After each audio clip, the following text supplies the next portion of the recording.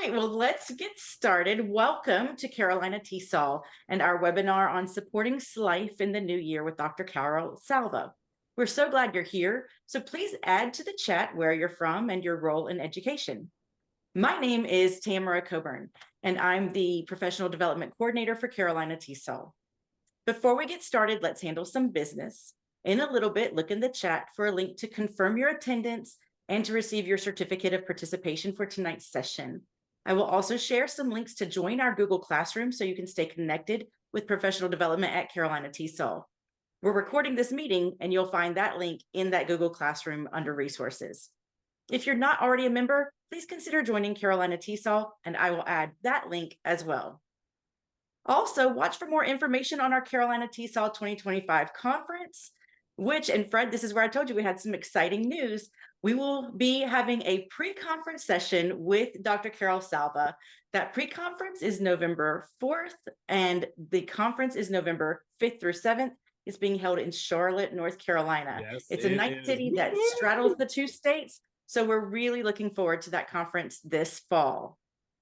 Oh, So joining us tonight. Yeah, it's going to be great. Joining us tonight is Dr. Carol Salva, a silence education consultant and the author of Boosting Achievement and DIY PD. So let's show our welcome using emojis and reactions and pass it over to you, Dr. Salva. Thank you so much, Tamara. I'm so glad we're working together. This has it's just been a delight to put this together. Thank you, everyone, putting where you're from in the chat. I'm just so grateful that Carolina TESOL opened this up wider.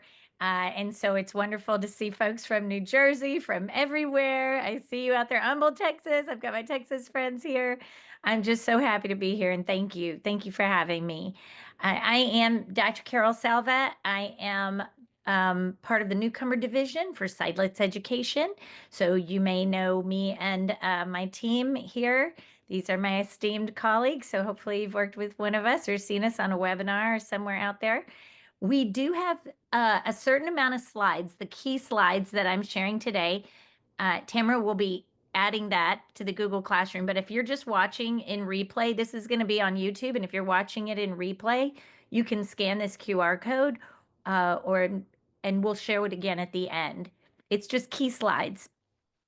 Okay, so I do want to say something for folks who are watching this in replay. The way I watch a lot of webinars is in replay. I will be asking folks to interact in the chat as they're able, but my strong suggestion is that you either watch it again or watch it with colleagues or watch it by yourself.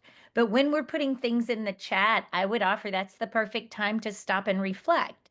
And so you could stop, if you're by yourself, you could stop the video and jot a reflection for yourself, which is powerful, or that would be a good time to stop and have a conversation. So what we're creating for you here is a professional development that you can do with your colleagues or on your own after this.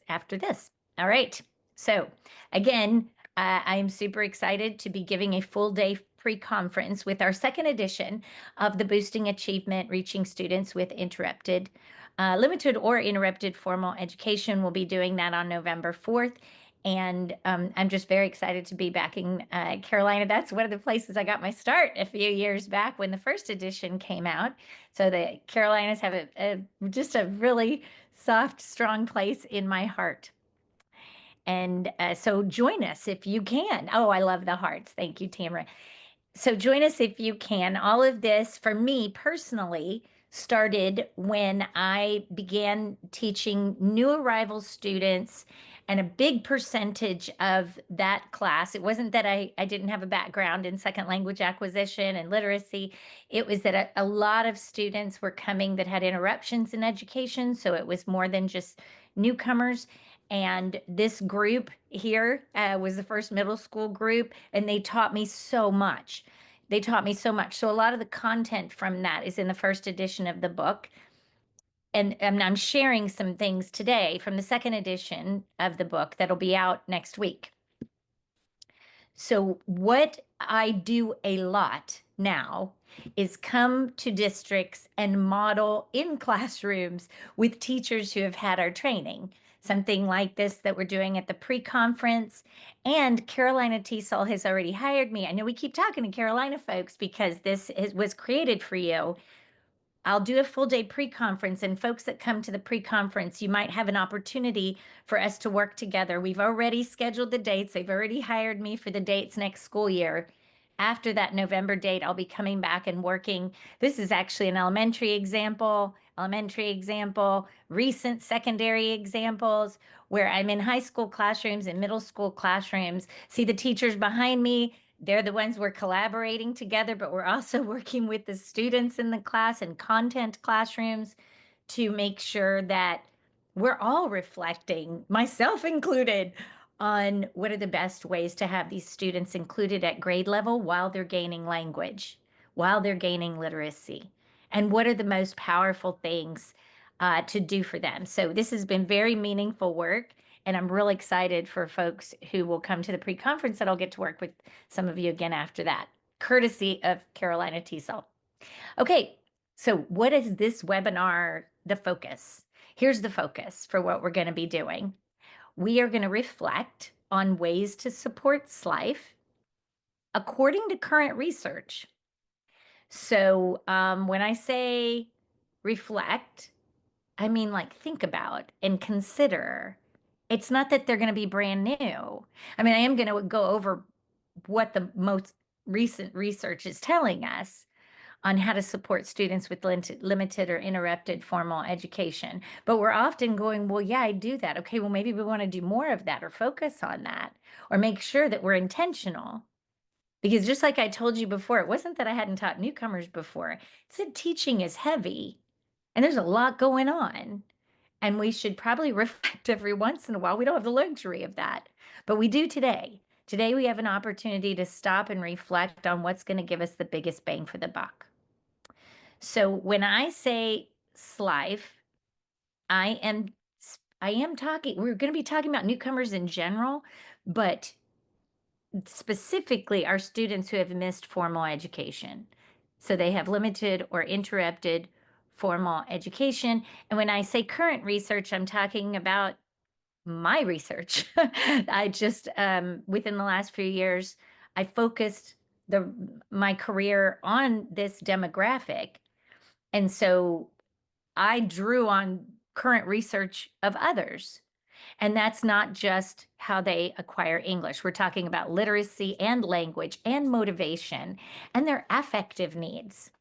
That's the kind of research we're going to be looking at today. So my suggestion is that you think about a language target. This is the language target that I have for this webinar. You can jot it down. You can write. Again, it's very powerful when you stop and jot and reflect something. So my goal for you, my goal for all of us is that when we watch this by the end, we're able to write something like this. We're able to support the success of newcomers. And when I say newcomers, including SLIFE, by. That's our big goal today with this webinar. We're looking at the research. How do we support these kids in different ways? And all of your roles are different, but we're going to be looking at that. Okay, so I would like to start with what research I'm talking about. This is the introduction to my dissertation, and that dissertation is right now on my blog for free. I'm going to give you a Padlet at the end of this that has lots and lots of resources that I use when I train, and the dissertation is linked right there. It's not behind a paywall or anything. Anybody who wants to sit and read the hundreds of pages, you're welcome to, but I'm going to give you the big overview. I'm going to give you the big overview and some of the recommendations here today. So I had to defend this work to my chair, my team at the University of St. Thomas, and they are educators and academics, but I had to explain SLIFE to them. Of course, I want to make sure I'm clear because that's the demographic that I studied. So you have all the students in the United States, yes, and then our English learners, and I am using the term English learners. It's not a very asset-based term, but I have to be clear that the federal government still refers to them as English learners. I like to use multilingual learners, emergent, bilinguals, future bilingual professionals. There are all kinds of ways we can talk about our students, but I'm talking about the ones that still receive funding because they haven't met some criteria. So they're in that English learner demographic. And those students in your building are a sub-demographic of all the students in the United States. We're talking from the perspective of the United States here with this research. So what's unfortunate is these English learners in general, long-term English learners, I mean, experienced English learners. Thank you, Ton Wynn and Beth Skelton, who came up with that term. So all of them, the dropout rate is higher than the average, the bigger demographic. The dropout rate is higher for our English learners. We know that. When you think about SLIFE, students with limited or interrupted formal education, they're a sub-demographic and their dropout rate is even higher than the larger English learner demographic. This was the reason for this study is they don't all drop out. So the ones that don't drop out, even though they've missed years of education, some in the study had never been to school before, and they were all coming into high school as new arrival students. So the ones that didn't drop out, why didn't they drop out? Because that demographic that's growing fast, that is has a higher dropout rate, it's growing faster. SLIFE is growing faster than the English learner demographic, and we know the English learner demographic is growing fast. So the research was a qualitative study where we looked at their lived experiences and got their perspectives and looked for trends regarding 4 different things: family, faculty, programs, and community. And we're going to be going over some things about faculty today. And in the second edition of the book, when I come and work in Carolina TESOL, the dissertation is in there with the recommendations for all 4 of these, and it's written in a much more user-friendly way, thanks to our publishers. But that's the last section of the new book. All right, here's another thing I shared with them every year, and I've been sharing this since I found out about the United Nations tracking displaced people in the world. Here we are with the most recent numbers. So if you're seeing higher numbers of newcomers every year recently, well, we knew that was going to happen. We knew that was going to happen because years ago, this is about 20 years ago, you see the trend starting to go up. Each year, this report comes out from the United Nations. You can see it's here at the bottom. The source is the UNHCR and their global trends each year. And that number, as of this last summer, it comes out each June. That number's been climbing for a couple of, well, for about a decade, since 2010, since 2012. It started not creeping up, jumping up. Because again, for decades, it was around 40 million. And another depressing statistic is that 40% of these are children. 40% of people who have been forcibly displaced. The first time I came and presented this work in Carolina TESOL, we were all shocked to see it was around 80 million. And that was double what it used to be. And it hasn't gone down. Of course, each year it jumps so much. So my question about those numbers to you, whether you're watching in replay, you could stop the video, or maybe you could put it in the chat. Will you put a Y if your faculty has discussed this? Has it been addressed? Have your teachers been told about the global trends? Because facts are friendly. And the issue we see often is that people think that this is going to change or go down somehow. And even if it does, we can imagine over time it would go back up. And so we want to move away from thinking this is an ESOL teacher's job in our building. It's everybody's, because these are such a big percentage of our students. So you could look at the chat. There's a lot of no's, which is exactly where I was. Yeah, I see people going, well, we've talked about it, but is anyone listening? Well, we want to come from multiple angles. First of all, facts are friendly. Teachers should know about the enrollment, just this year's enrollment, how many newcomers we have, how many experienced students who have not exited after a certain number of years. And this kind of information is important because we don't, instead of everyone freaking out, there's some real practical things we can do to support this demographic, but it's everyone. We see the biggest gains when the math teacher is doing something small every day. They're not forgetting to do this one thing, which is, has to do with maybe a sentence frame or an echo.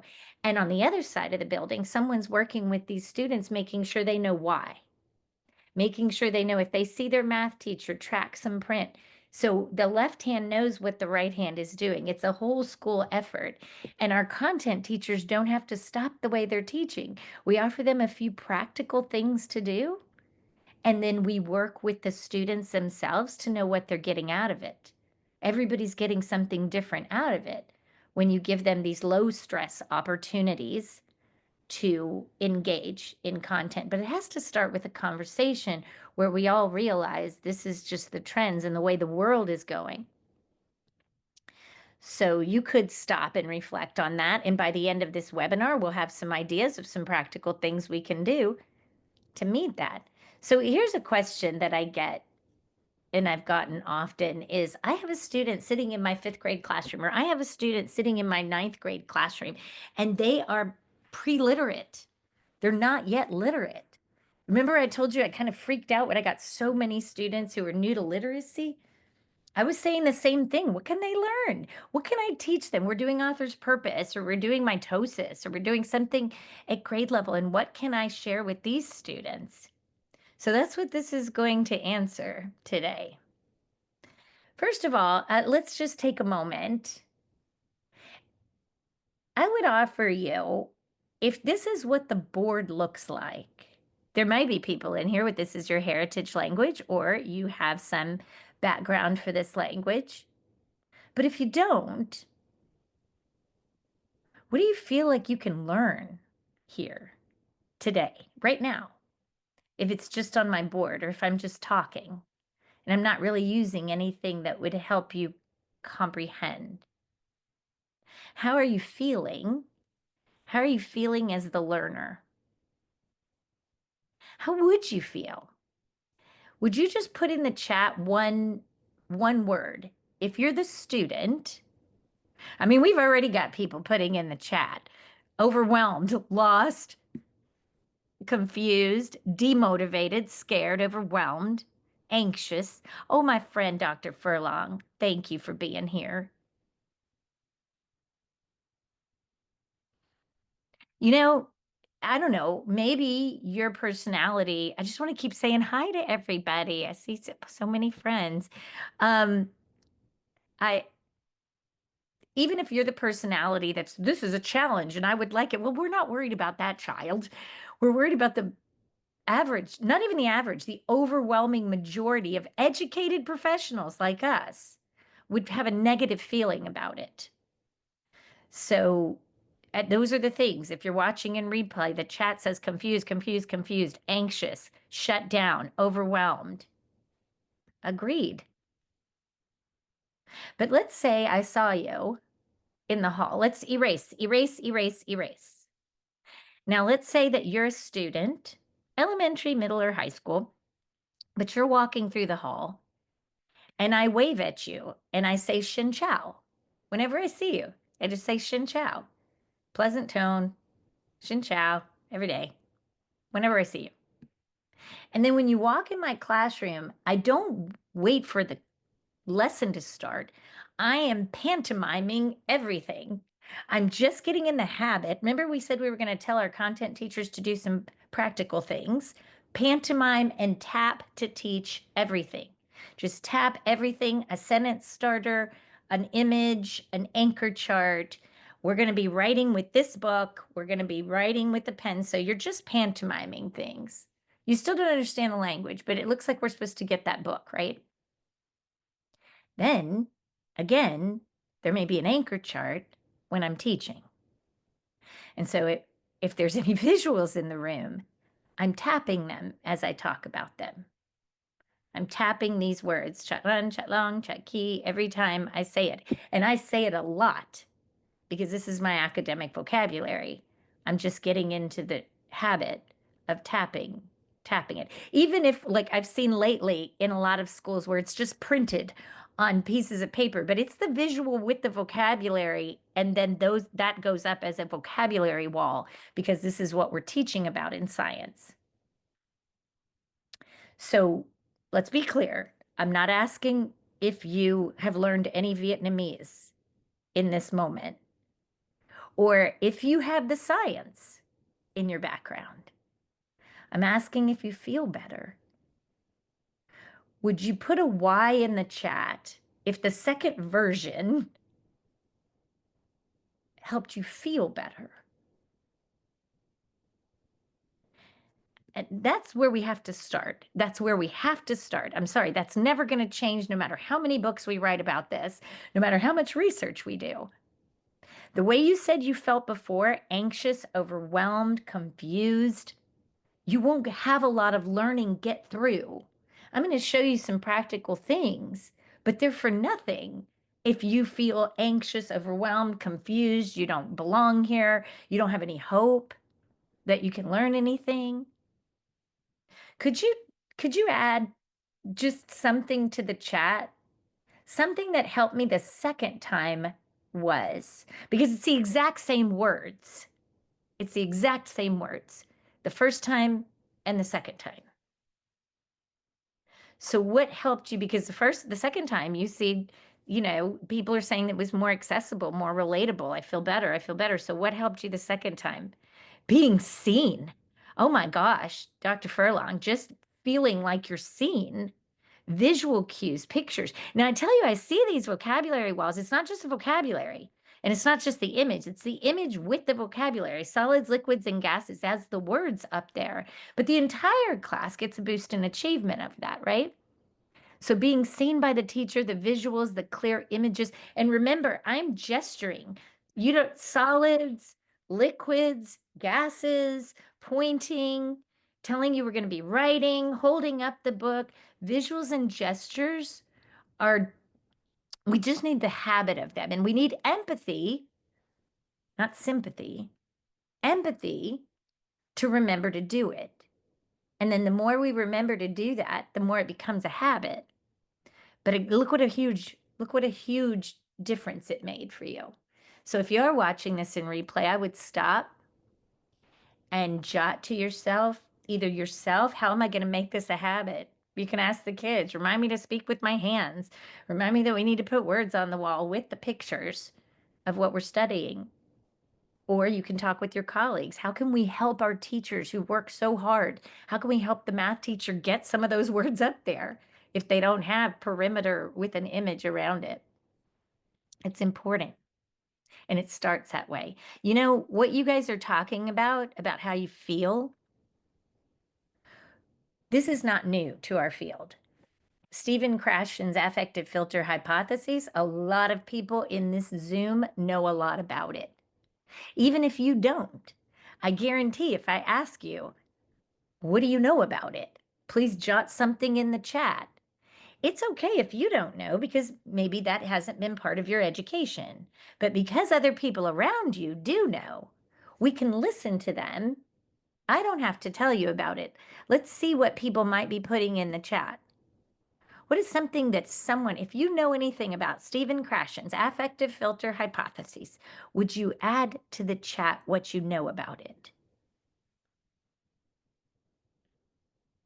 Okay, listen to Julia. I'm sorry. Yeah, Julia Ritterbush. Sorry. Students learn faster if they are not stressed out. So this is research that's been around for a long time. Emotions impact how we learn. The lower, thank you so much, the lower the stress, the faster we learn.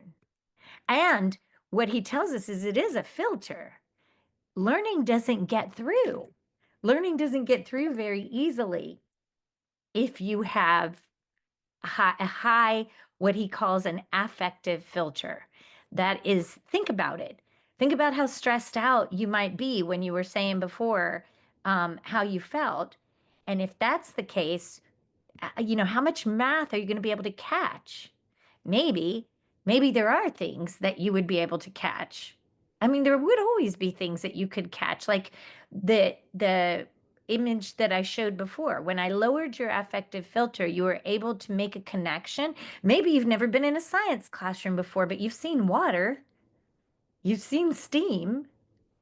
These things I'm showing right now, so it gets captured in the replay, it's not new to our field. And so I appreciate the folks answering. This is just a sampling of the things that people are saying about his affective filter hypotheses. You know what is interesting that I want to go back to real quick? There's a pattern here, right? There's a pattern in this language. Even though it's brand new to me, I can see a pattern. Do you see a pattern? If you see any kind of pattern, will you put in our chat? How ironic. Yeah, chat. Well, it might be water. Some people are saying it's water. It might be liquid. It might be state of matter. I don't know, but I know that I see the pattern now and I'm more curious. You see how you're in it because our affective filter was lowered. Here's the interesting thing. The pattern was right there. When I showed it without any support, the pattern was right there, but it didn't jump out at me. I didn't see it. And language has patterns. Our SLIFE students who are coming without literacy in their heritage language, they are able to acquire literacy in the target language because we have their eyes going across text a lot in a low stress way. Rereading familiar text. These are not babies. If they're SLIFE, if they've missed years of education, it means they're a little bit older than a 5-year-old. So I can partner with them. And when we do the literacy part of the day, which is going to be the second half of our day in Carolina, the new edition of the book has a huge section on literacy, and it's in alignment with what we know now and what we're learning about the science of reading is yes, students need the phonetics, but also the research shows multilingual learners need context. So I'm offering you context here, a context that you can make some connection to. And I promise by the end of the week in my science classroom, you'll know the words because I say them so often, chat run, chat long, chat key. But you'll also begin to recognize the pattern of the language that you're acquiring. So if I did sit down and have a phonetics lesson with you, you have something we can draw from. We can draw from things because we could take these words apart, not just any words, out of context. Multilingual learners need context. So what we're doing is we're offering you context, we're lowering your stress, and we're all remembering that there's nothing wrong with you because you missed years. You learned other things. You can learn this, and I can make it easier for you to learn this. I give you context, we lower your affective filter, and we make sure you know, as the learner, as the English learner, you know how you're becoming literate. And you also get access to states of matter. So this is really important. When you think about affective, that is our emotional and our social needs. The examples of this have to do with how you feel. Do you feel safe? Do you have self-esteem? Do you even have the capacity to empathize with others? And we need to lower our stress. We need to lower that affective filter. That's what he's talking about. And when we do that, we see these students learning very quickly. And it goes in alignment with the research that I'm about to share with you. So from my research, what I was studying was actually, it's called persistence. It's not dropout rate, and it's not, it has to do with the dropout rate because if students don't have a high level of persistence, if they're an at-risk group, then you're going to have a higher dropout rate. So retention is when you're saying a high school or a school district, what is their retention rate? Okay, I'm talking from the perspective of the high school. How many students do we retain even though they've gone through difficult circumstances? Persistence is from the perspective of the student. Persistence is their ability to persist through school despite challenges. So when you measured persistence or their ability to persist, that's what we were studying. So many drop out, as you can imagine, so many drop out. But the ones that don't had a higher level of persistence. And we studied what affected their ability to persist. And the results clearly indicate that it had more to do with how they felt. Their affective needs were way more of a factor than any other type of support. We definitely have suggestions for, an ESL time in your day, even if you don't have an ESL class, or in your week, where we can train students to understand how they're getting more literate and more language. We advocate for these things. We advocate for teachers to tap, to teach, and the strategies that have the biggest impact.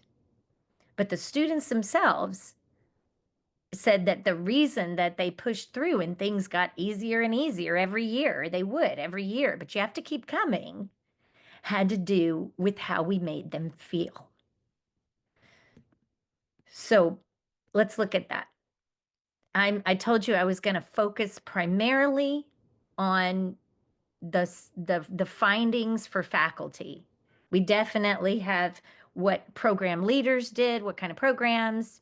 It's what you already have, but also school leaders had to have a focus on empathy and making sure that the faculty understood.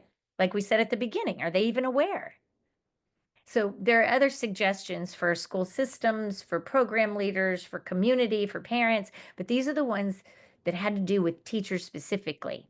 The biggest themes were around the degree of esteem that they felt they were held in, and kindness and patience, or lack of. So the instruments we used is that we allowed them to talk about experiences, specific experiences, and moments where they were tempted to drop out, and moments where, although it was so hard, did you not drop out, and why? And those recorded conversations, again, over the participants, we looked for themes. So here's just an example of kindness and patience. And let me be clear. Kindness and patience means when there was a lack of, the student was close to dropping out. They reported that they were close to dropping out. That's what this example is going to be. It wasn't in their newcomer classroom. It was when they transitioned and had enough English to go to the regular English language arts high school classroom. And the teacher was doing where the students each read aloud one by one. We don't have to talk about how that is not effective, but that is what was happening. And this is what I have to write the exact words the way that they were transcribed. So this participant said, so when it comes to me, I would read in an accent and very slow. So the next day she said, okay, you're not going to read English because you're too slow and you don't know how to pronounce, words. So it made me feel terrible. And she was very hard on me. And she said, oh, you need to learn English more and more. I said, yes, I'm trying, but, you know, I mean, give me some time. Be nice to me like the other teachers. She was very tough. That was the response and the example that was given on a day that I wanted to drop out, that I was very close.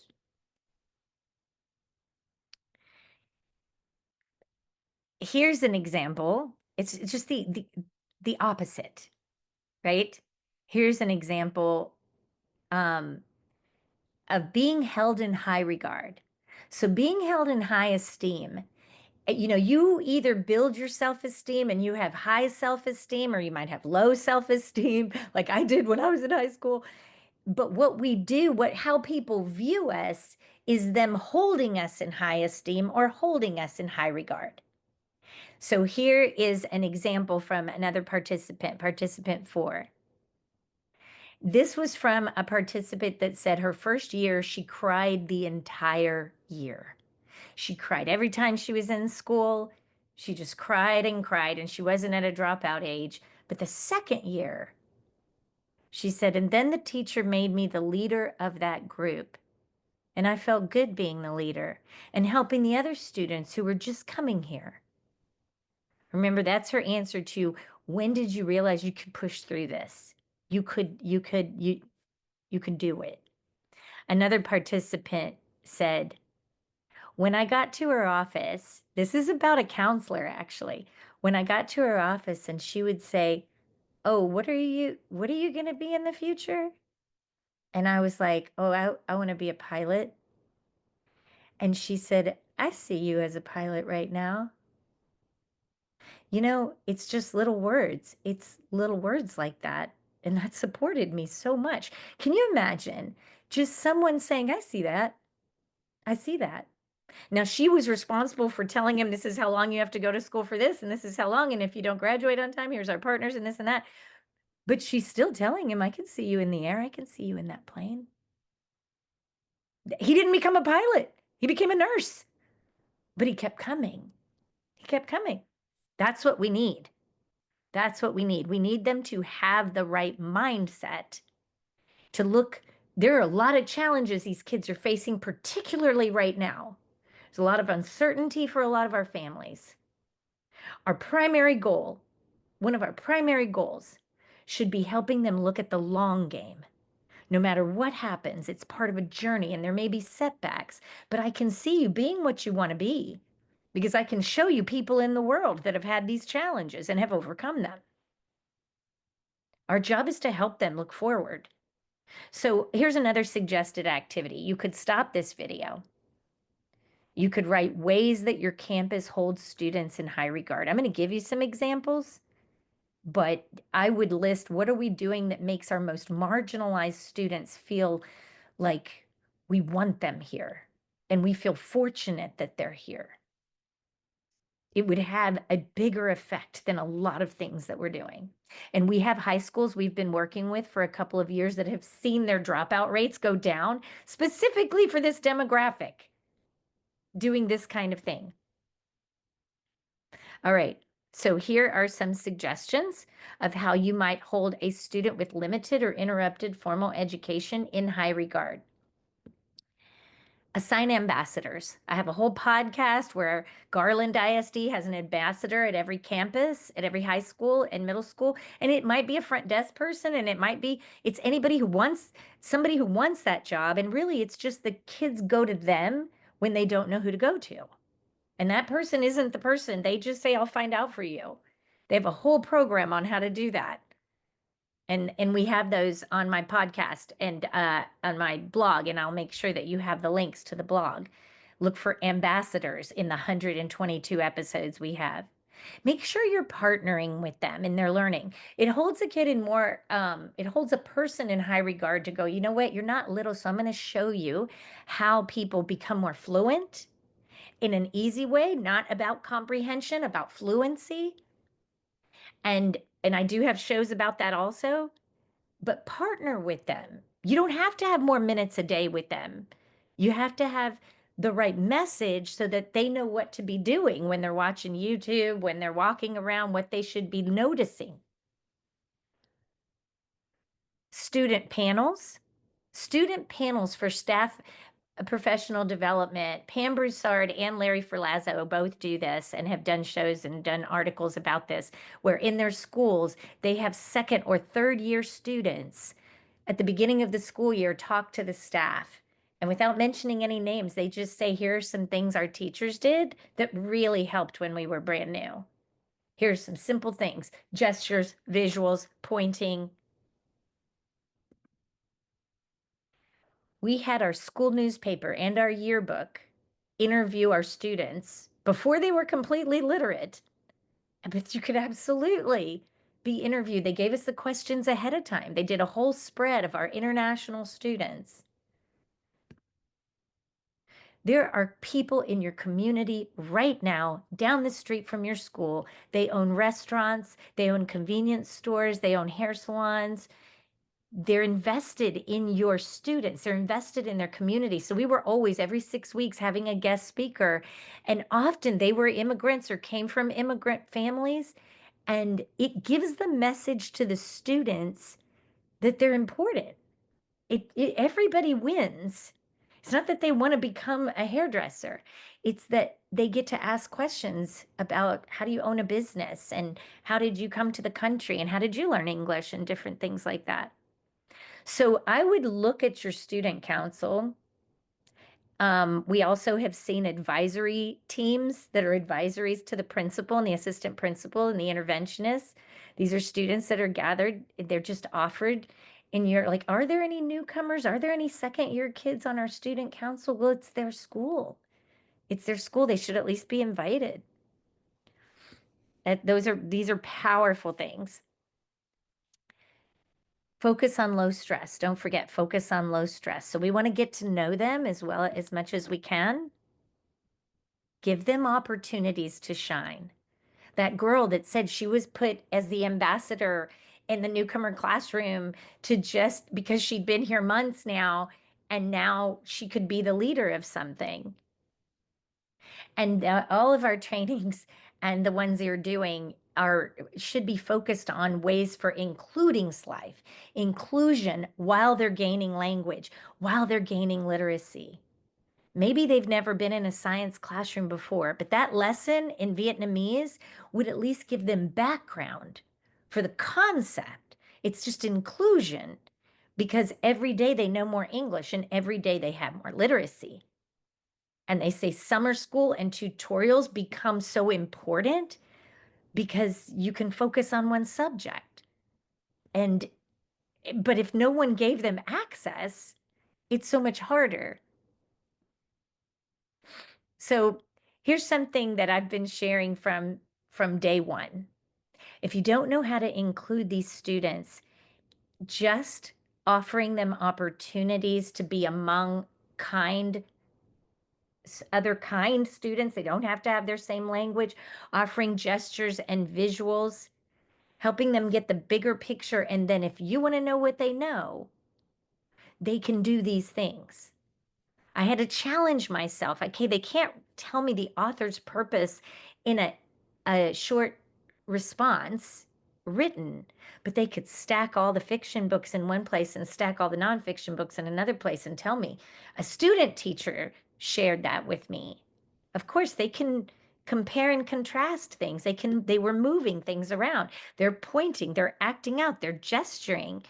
All of these things is just ways to be included, and actually the entire class benefits when we weave these things in and out because these are the highest levels of blooms. So we said it's important for them to feel valued in your community. I would offer you, this is how the concept of foreign exchange students is sold. When they go to sell this program to parents, and this is from the World Education Program, straight from their website, they offer, if you are to host a student like this, here's what your family gets out of it. It's going to be tough to have this kid in your house a couple of weeks because you're not maybe going to know the language and the customs. You'll all be very different.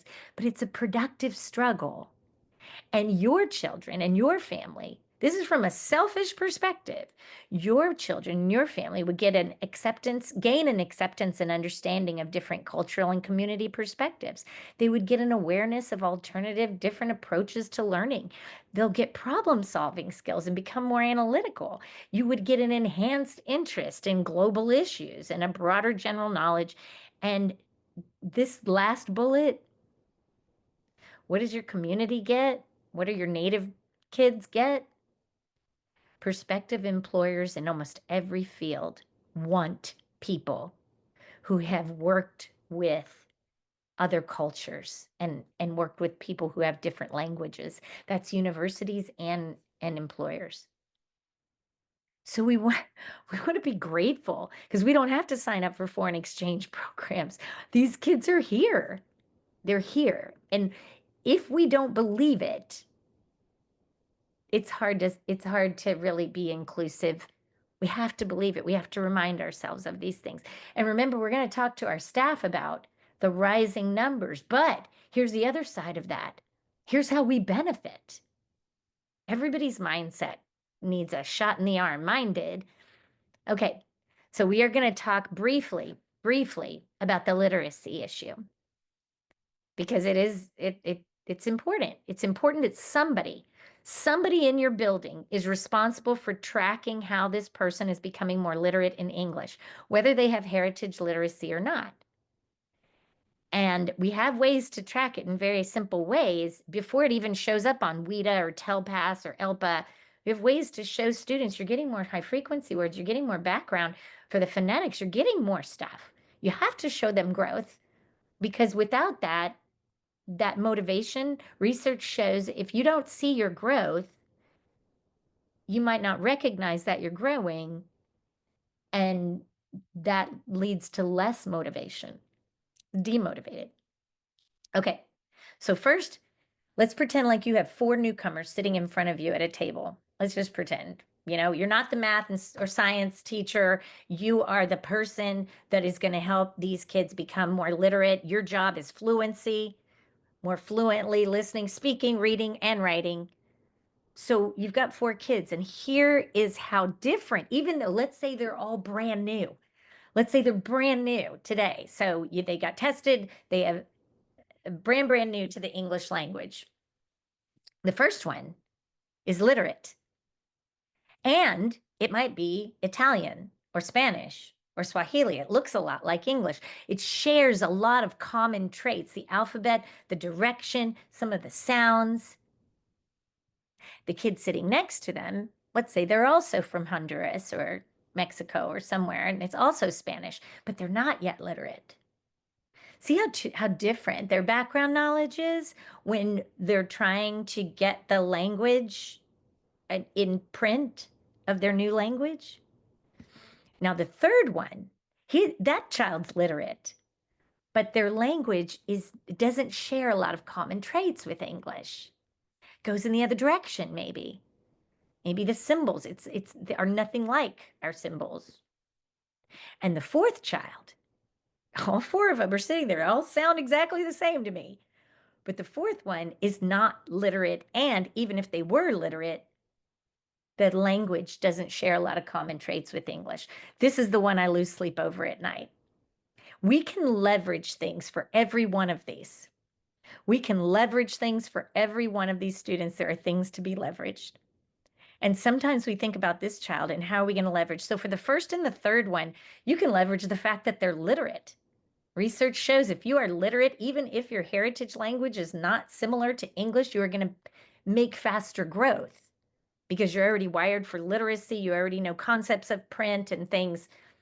We used to call it transfer, but Kathy Escamilla, who is a guru in language acquisition and literacy for multilingual learners, she said, don't think about it as transfer because that's when you move something.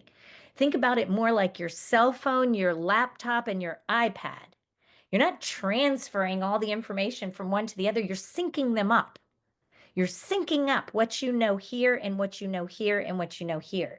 So, and that's what happens for students who are literate. And let's say they just even up to a first or second grade. If it's in Spanish, they already know a lot of the sounds of the alphabet. There's so much you can leverage. Even the student that is pre-literate and it's similar to English, they haven't been living in a void.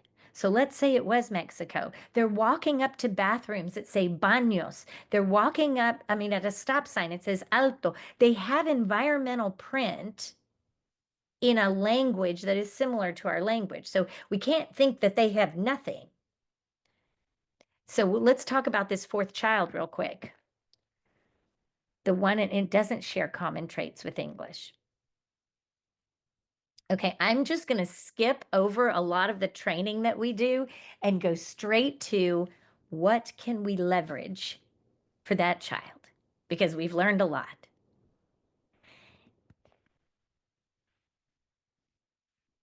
Okay, I'll slip through all of them real quick. So the first one, like we said, they're literate and it is transfer or syncing up, and they know concepts of print and they have a similar alphabet. These are things I want them to know, that you can leverage these things. But the one that's not yet literate, again, I just said they have things in their environment. They have lived in a world where language and print might be similar. There's a lot of commonalities even to how the languages sound. The third one, they're literate, and again, we can use a translation device. If you're literate, we can use a lot of things to give you access, and you can actually use a translation device if you don't use it as a crutch. We're going to help you not use it as a crutch. We're going to help you use it to negotiate meaning and to be able to see the similarities and differences. But so it's interesting, like the way you say cotton in Arabic and English. There's so many cognates and things that we wouldn't know. We have to trust that they have lived experiences that we can't even imagine where they're making the connections. But the key is low stress. Okay, here's the one I lose sleep over. Here's our student with limited or interrupted formal education and their heritage language is not similar to English. Focus. Focus with me. This was a mantra that I would say until it's just ingrained in my brain. They do bring funds of knowledge. They've been somewhere. The longer they've been out of education, the more we freak out. But that means they're older with more capacity to be able to understand what I'm asking them to do and how they're going to become more literate and get more language. I can show them multiple students who came without literacy and where they are now, and I can reason with them and help them have the relevancy of that. We have to remember this is not a disability. They should learn quickly in the right conditions. And then there's research like this research by Jane Healy that if they were away from education for a significant period of time in their formative years, chances are they were away from easy access to technology like my kids have. And there are benefits, there are cognitive benefits, like wondering. You strengthen areas of your brain when you're not on technology so much. You have this ability still to wonder. Those parts of our brain is atrophying for a lot of our kids and us. When was the last time you wondered anything? Yeah, it's interesting. There are always things to leverage. So let's focus on a positive climate and culture. This is research by Claudius, and it's about the effect of this strong sense of mainstream belonging reducing. So, our kids are going through very stressful things right now. And if they're SLIFE, if they have limited or interrupted formal education, they went through hard things. They've already been through hard things. And I get this question about post-traumatic stress. And my colleague, Elise Diaz, has a lot of background in trauma-informed instruction. But this is very, very interesting. By Claudius, when a person has a strong sense of belonging, here's what this means. A sense of belonging in this community offsets some of the negative effects of post-traumatic stress. That's what the research showed in 2018. But wouldn't that make sense? Wouldn't that make sense if you felt like you were valued, like you belonged there, like people felt like they were learning things from you and with you, and that our community was better because you were there? So, from a very, very practical sense, I want to honor what teachers are teaching me about phonetics with new arrival students. And again, let's remember our student with limited or interrupted education. If we offer them an alphabet like this, they may not have the context of it. If you're Spanish and you're thinking rana, that F, it's not doing what this alphabet was intended to do. Make a connection to a word you already know. It doesn't make sense to go teach the words so that they'd have the connection. This is for 5-year-olds who are becoming literate and already know horse, elephant. So there are things that even our pre-literate students start to get so quickly when they come to the country or when they've been around our environments for a while. Things like the Y in YouTube, things like the M in McDonald's. And I'm just saying, I'm not saying they know all these words, but they knew the word Snapchat, the S from Starbucks and Snapchat much faster than they knew the alphabet the traditional alphabet symbols. So these are the kind of things. This is from Miss McLaughlin in Omaha Public Schools, and she recommends you make it with your students. And even, I mean, people are like, what do I do with this student? What do I do? They can have a journal where they just bring in words they see every day. It might be the name of your school. It might be your name on the board. It might, I mean, you don't know because we don't have their lens. But what I'm talking about here is that person that's responsible for their fluency and foundations of literacy, we're making it harder than it needs to be. The math teacher doesn't need to do this. They need to have inclusion and do a few things that reinforce this, which might just be an echo and tapping of what we're going to do today. But we are responsible. If you're the ESOL person and you're the person responsible for foundations of literacy, we're responsible for training the students to watch that, look at that, and see how every month or two, look how much more you have. So I do want to, we're close to wrapping up, but I have another way you might consider holding students in high regard. This is one of my students when I was teaching high school. And he has a message for your students because he's at the end of his first year. So let's see if we can listen to Ali and see what his message is to us.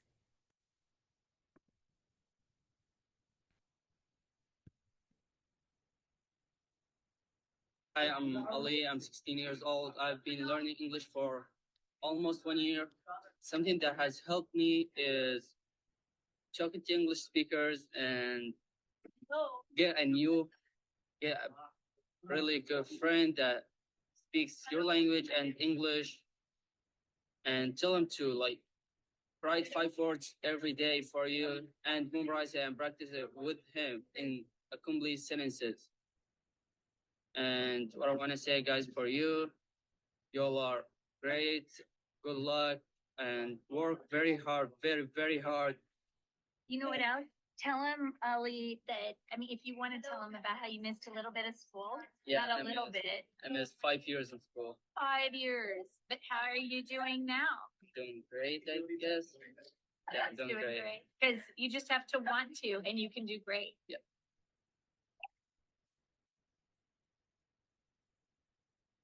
You know, I'm real grateful to all the students who have shared, who shared for the study, who shared in class, who shared for next year's kids, who talked to our yearbook. And you have those students in your building. You do. There's an effect on even asking them, would you like to share something? And it's so important. It's so important now more than ever. If you want to know how to help students that are scared that something might happen where they might have an interruption in education because of what's going on with our government or what might be going on with their status, it's more critical than ever that they see examples of people who had interruptions in their education and where they are now. There are so many success stories, and that is the long game. We are focusing on a long game. This is a journey, and there may be setbacks, but that's not the end of the journey. Oh, yes, Elizabeth, we have a lot of students that accelerated their language because they want to. And once you tell them how to do it and that it doesn't have to do with trying to comprehend text, for people watching in replay, people are saying, oh, he only learned English in 1 year. We have a ton of videos like that because you can learn English as fast as you want. You just have to practice more. And I'm not saying you have to practice that much. You just have to make 1 year's growth. But once they realize they're in control of that, and it's just how many minutes a day you practice without stressing out about what this means, it's read it again, read it again, read it again. Like he said, practice it, practice it, practice it. It comes faster. Of course it would. Of course it would. So we need to put these things together, their mindset, and the practical things that accelerate language and literacy. Here are from the first edition of the book on page 60. If you have this book, these are the 5 things. I told you we're going to ask content teachers to do some things that aren't hard. But if we do them every day and someone's working with our SLIFE students on their mindset and also on that they're supposed to be paying attention and how this echo, if no one can hear me, that I try it over 200 days. Do you know we have them for like 170 days? Yes, it would have a huge effect. So these are some things, just echo read something every day, have the kids, the whole class verbalize words like mitosis and the stages of the water cycle are, they're good. It's good for the whole class, but it's critical for these students. Here's some advice. I'm going to end on this advice from one of the participants. They said, when we said, do you have any advice for teachers? He said, just be very helpful and gentle with the new student. I mean, they will be scared and no English, no desire because they don't know. So just help them, ask them, help them, and be kind to them. That's the most important, that you be kind. And if you speak to them and they feel like important, I think it's more than teachers realize. These are powerful, powerful words from these students. So we said we were going to answer the question, if I am teaching author's purpose, what can they learn? Anything we teach them. They can learn all of it. We just have to be kind and we have to be patient. Okay, so we're not going to do this here, but you're welcome to put things in the chat, but we're out of time.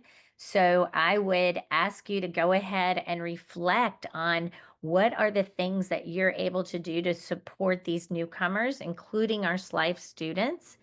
One other bit I wanted to share was that I belong to the National Association of EL Program Administrators, and we just did a webinar on protecting the rights and privacy of multilingual learners and their families.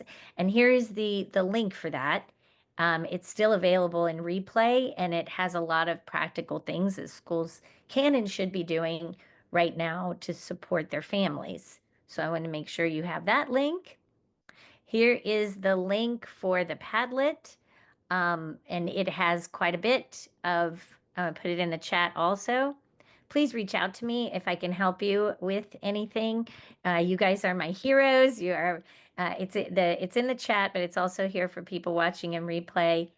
Thank you for people like Molly who are putting that we can show empathy, we can provide language-rich instruction, we can believe in our students.